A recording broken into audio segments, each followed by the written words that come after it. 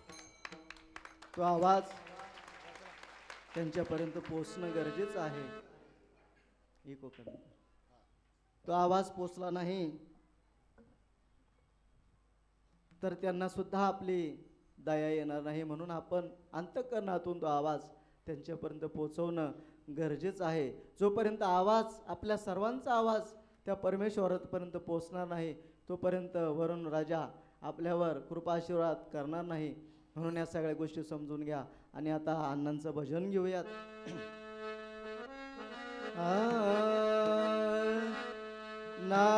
नारायण नारायण श्री गुरु नारायण नारायण नारायण नारायण नारायण श्री गुरु नारायण नारायण नारायण नारायण नारायण श्री गुरु नारायण नारायण नारायण नारायण नारायण श्री गुरु नारायण नारायण नारायण श्री गुरु नारायण नारायण नारायण श्री गुरु नारायण नारायण नारायण श्री गुरु नारायण नारायण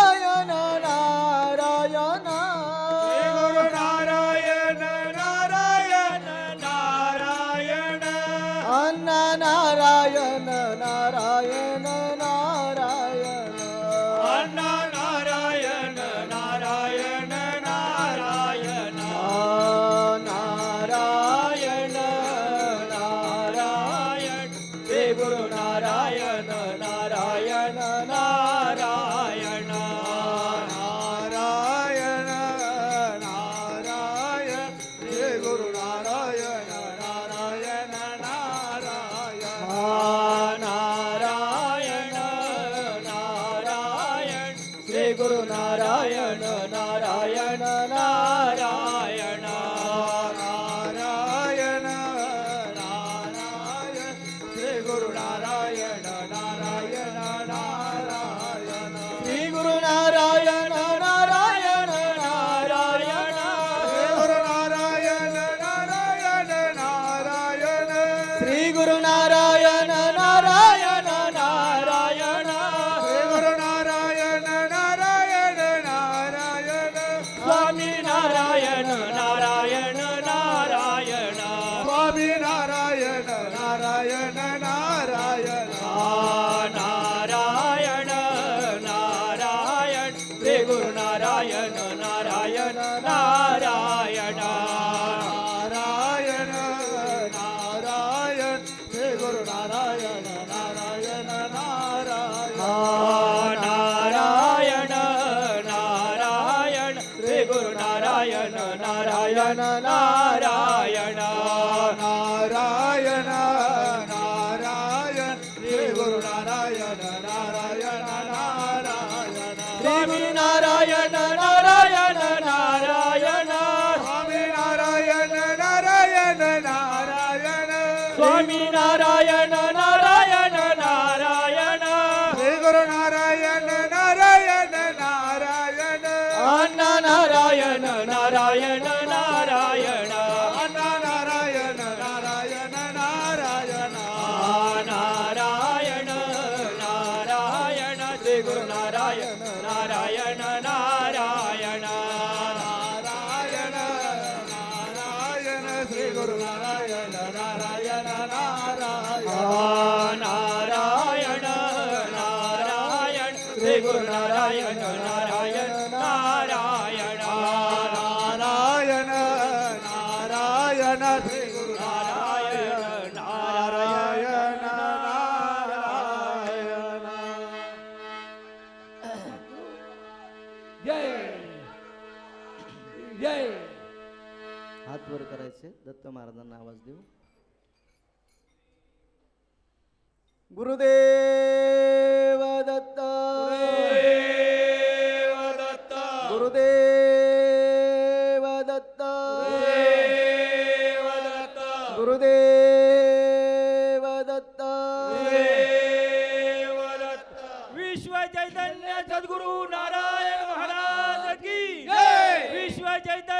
सद्गुरु नारायण महाराज की जय, श्री टेंबे स्वामी महाराज की जय.